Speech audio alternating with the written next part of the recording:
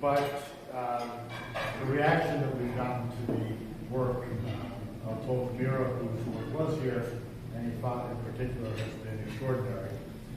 And Ifat did an artist talk on Tuesday, and I got to learn some things about the process, the thought process, what goes into works like this, and I found it fascinating. So I'm looking forward. I'm really looking forward to hearing it again. But you'll be hearing it for the first time. It'll be a lot fresher. But this is my friend Ifat. Delight. First of all, I want you now to take a good look in the light. It's totally different now, and this is how I wanted you to see it. It was, like I said, like Jim said, it was part of a dual show. It took us 6 weeks here at the Arts Council, and I was so blessed to be hosted here in that dual show, and I'm so happy that you guys are here and made it. And special thanks to Alex, who did the amazing food. Yeah. It's Israeli food, and it's really, really very, very nice. Just like the lady food. Jim is modest, but he's an amazing chef too. So he did the real dessert native to my country. You'll see it after, so it's really incredible. So I have much shorter time, and when I start talking, sometimes I forget to stop. So I know that I need 15 minutes. And by the way, in the past, I totally, when I had to do something like that, believe it or not, I would be like shaking and pounding and sweating, but I've gotten a little bit better over the years with this. So I was thinking, what can I say in 15 minutes? So I would like to say a couple of words maybe about the history and about the surface that I work, and then I will be welcoming questions. So then that will give me ideas of what you want to hear. The two things I would like to say is one on about the surface actually, and maybe why they look so different. Because if you can see, that is like two big groups here. One is the landscape, which is 1, 2, sort of a combination, 1 with Mira, and 3, 4. And the other one is what I call my organic paintings. And recently, somebody came and he's like in the brain department in the university, and he said, I think those are biological paintings. And I said, okay, I'm taking that because some of them are really influenced by this world. All of them are influenced by this world, but depending which one. So maybe I'll get to it after if you ask me. The first thing I wanted to say is that somebody here asked me that if those are canvases, and so I always give that show, but don't get scared. These are seen before, so I do this. This is wood, and they're all very, sturdy wood panels. And there's a couple of reasons for that. 3, in fact. So I work with the organic world, with the subject matter, and the way the surface of the grains work perfectly with my work in the mixed media, in the oil, in the oil landscape. And I just found out at first that I tried to work on canvas, and I tried to create somewhat effects, and then I looked at it and I thought, I'm trying to create wood from canvas. So why don't I just get wood? Wood instead, because that's totally making sense. And the grains have that quality of when the oil, the landscapes are always oil on paint on wood, and those organic biological ones, sometimes they're oil on wood and mixed media, and sometimes they're acrylic. There's another group that is not here, but the way that what the grain does, although it's 3 times gessoed, it takes the paint inside in a way that I'm not sure that I can put my finger and say, why is it better? But I definitely, after 30 years of doing this, I can look at the color on a canvas or on a wood and say, that's what I'm looking for. That's the good one. Versus the canvas that I know that it's not for me. Mostly acrylic on canvas, to me, it looks like I can peel the painting and take it off. And with the wood, I feel it's sunk, it's inside, and it's unified with the material and with the object. It's just, you can never take it and feel it. So, yeah, so this is why I'm working on wood, and also it's an organic, natural thing. Like I said, all of my work is really influenced by nature. And if it's like landscape, so it's naturally from nature. And if it's those organic paintings, they are suggestions of things in nature. And it's on purpose that it should be somewhat real. I don't want it to be obvious, and I don't want it to be like literally what I'm saying, that people would know. So that's part of the idea of the art behind it. But yeah, that's about it. I think maybe now I'm open to questions. Hey, Mike, is that a solid piece of wood? Like, where do you find a piece of wood that large, or is that sections of wood put together? Yeah, so I have an amazing, talented sculptor in town. His name is Jonathan Shore. So he makes it like a museum object. That's why it doesn't need that framing. So the place I paint is really that thin. If you come closer, you can see all of them from the side. And it's really cradled panel. It really sits on stretchers. In the back there's an X. And it's really hollow. It looks like an object, which is why I picked it. It looks like a furniture, but if you try to pick it up, it's really that thin. It's very, very thin. It's like plywood, 2 inches. Eighth of an inch. What? The plywood is eighth of an inch. Eighth of an inch, okay. And that's why it's very, very light. It just looks scary heavy, but it's really not. So, yeah. How is your painting involved how did you start, and how does it involve in your career? That's going to be more than 50 minutes.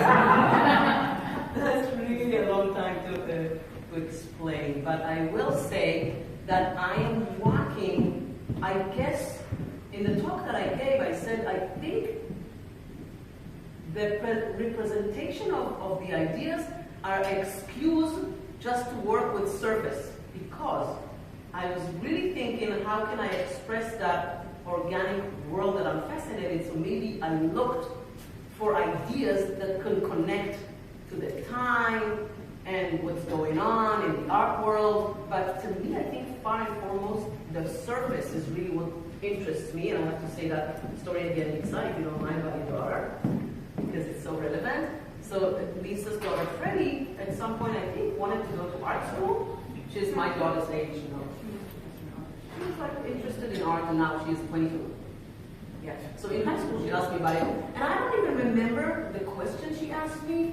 Maybe how did it become that? I said, I remember I said, Freddie, I think I worked 20 years, if not more, to put a stain of color that would satisfy me, that I think, for me, that is real, that really this is what I was seeking.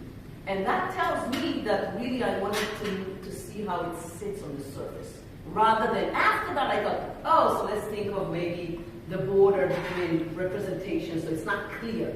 So that's like, it could be a suggestion of landscape, but it's also like very minimalistic. It's influenced by the art world, history, and it talks about meditation and beauty of space and all kinds of things like that. But I think what intrigues me the most is the surface, and I think maybe if you look at all that, and you can see that passion that I'm really matters to me. How, and that's why those things that always are hidden. So there's blurry, process that I'm working on, so things would look like the way they look on a wood, and everything is like, if you come closer, you'll see there's this etching and all kinds of, things that the surface is really one of the biggest passion I think is the surface. But I'm going back to something that I forgot to say why I paint on wood, other than the reason I did that is because mostly with those, it's very physical, and I think maybe you could see it, so I'm like scratching, and I like sometimes hit the wood, so if it was canvas, if I would scratch in it, it would just be a hole or a belly, and it would never scratch back, unless I would decide to stretch it or something. But it really can create a hole with this wood. It's like, I could really, and I am like that, like a storm on it sometimes, so it really needs to hold my craziness and passion like that. Any more questions? I'm curious, on average, how long does it take for you to create this beautiful work? So I have something to say about that, about the process, about the time. It could be numerous days, but if it's not rapid with layers, because it works with many, many, many layers, and I work with many layers that I expose, and so things from the back shine up, and so it's about light too. Like I always work layers before, so I can melt and dilute things, so things will pop out. But I tried many times to do it as a slow process with the layers, and if I tried to do it slow, it would never have that energy and freshness to it. It becomes like a mishy-mashy. So it could be a few days, but every time with those ones, it needs to be or else it doesn't have that look. With the other ones, actually the slow pace is it's like caressing it, it's like patting it, it's like making love to that wood, like forever and forever. So it's really, and it's interesting, I thought somebody would ask about that, how come it's just so different, like, and it's the same person. That is it, that he asked a lot. I think it's sort of maybe your mood. The mood? Your mood. Sometimes people think that impacts your Well, actually, no, it goes back to, well, Wendell. When I sat and thought of what I'm doing, I created this body of work, and that's another thing I often ask and I say, that you have to see the whole series. Like, if you ask me what's the inspiration, it's the past of the other whole album. So one goes to the website, these are the organic family. And so for me, it always gives me ideas to continue it. It's like a series. Because if I had to invent a wheel, like I said, and I thought to myself, how am I going to get inspiration? So with the landscape, and then I can open pictures sometimes and look at it, but it's a whole album. So it's like continuation of that album, continuation of that album, and there's others that are not here but they're on the website. And so it's got nothing to do with mood. It's got to do with mood that I chose because I'm both, or I'm 3, or I'm 4, and I never wanted to let go of any of them. And so I always continue that series. I always continue that series, and I never let go. But it's got nothing to do with mood. It's just like they both intrigue me and give me a lot of pleasure to work on them, to develop them. Is there a connection between these two paintings? That one? What do you think? Yes. So Mira, the sculptor, she has another piece here that Mark Garman, the curator, with Maria Evans, thought that they collaborate, and when I saw that, I thought, wow, I never saw that piece. They do collaborate, but that one we planned, and it's collaborated on purpose. And when I first came with this idea of the show, I thought that although the pieces don't look like anything, like sculptures versus painting, it looks like it's nothing in common, we started having a discussion over our thoughts to lead to the creations, and we realized that we, believe it or not, are thinking about some same topics, although the result is completely different. And then we found some things in the result that are similar. You only see 2 things here, but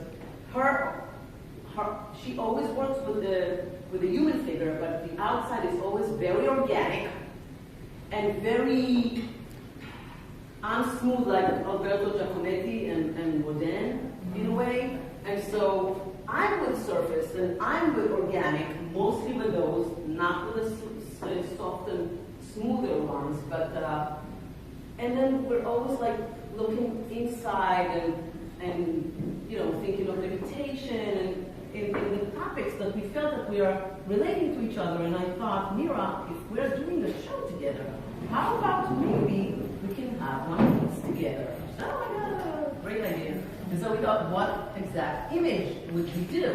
And so she knows my work anyway.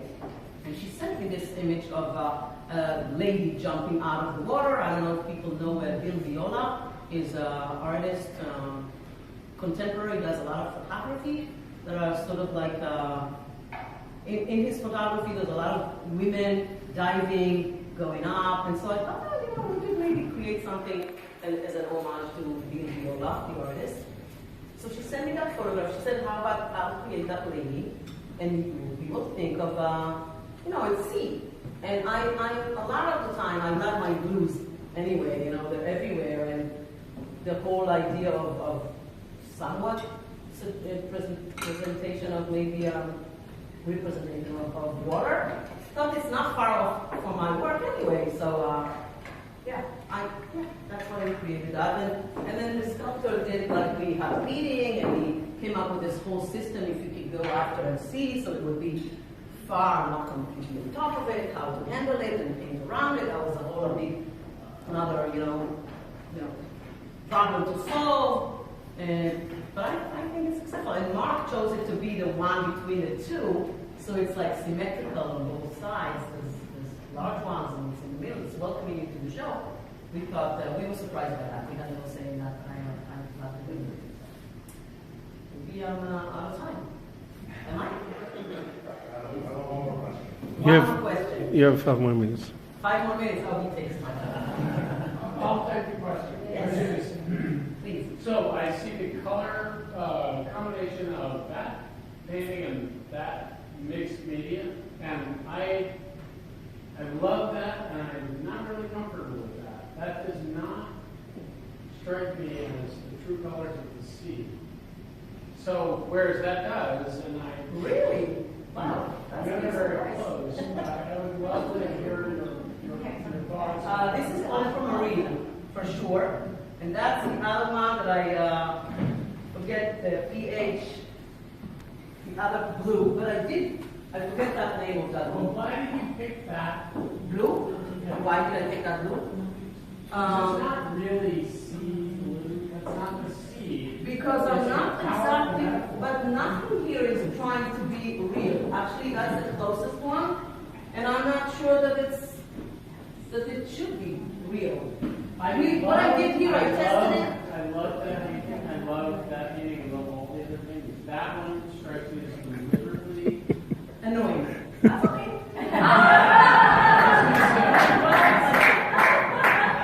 off color. I mean, it's like everything else is just perfect. I don't know. I'll tell you what I said. Two things that I said in the long talk that I gave on Tuesday. One thing I said that when one goes to do something like that and there's nothing there, then nothing should be really something because it's so empty and it's an amazing challenge it's like if you address an artwork or a painting as a problem to solve, this is like a challenge to solve. Like when there's nothing, then nothing needs to be impressive. So that's one thing. But I want to say about all the other things what I said in the talk is as much as I care for the surface, I also, because of my experience of doing 30 years or more of art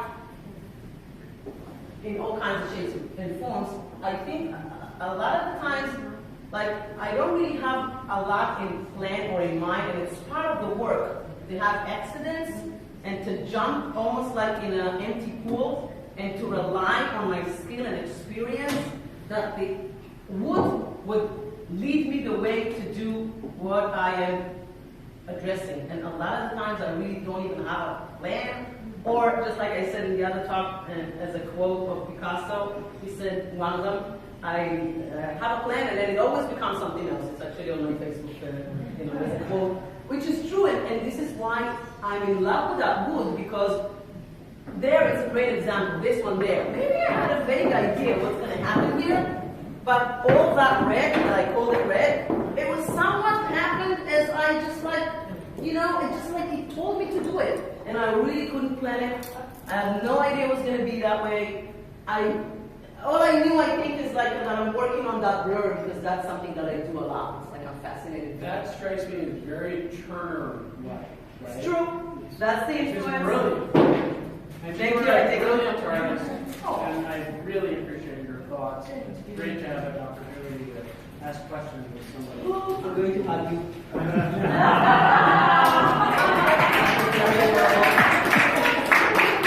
Thank you.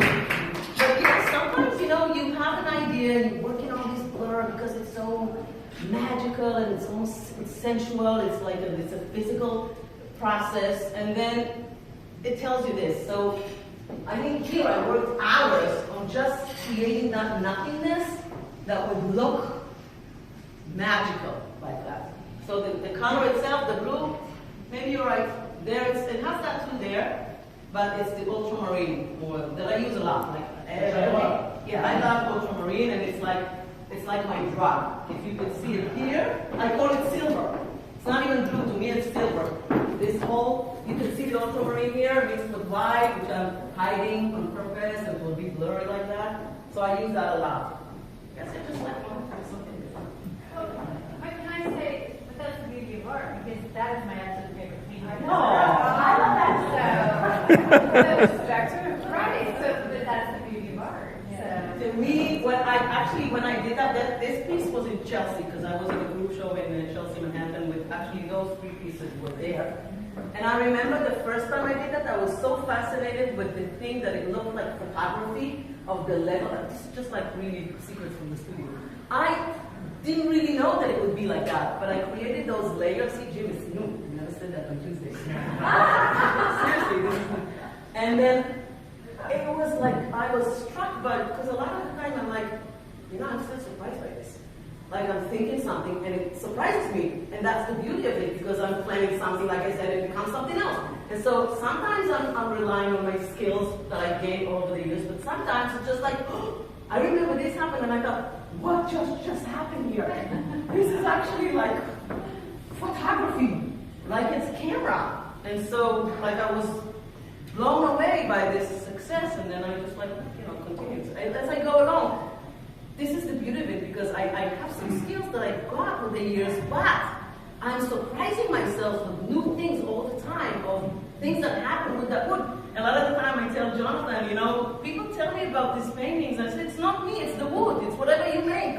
It's the wood makes it. It's not even my hand. And I believe that the wood with my work somehow has this sensuality and something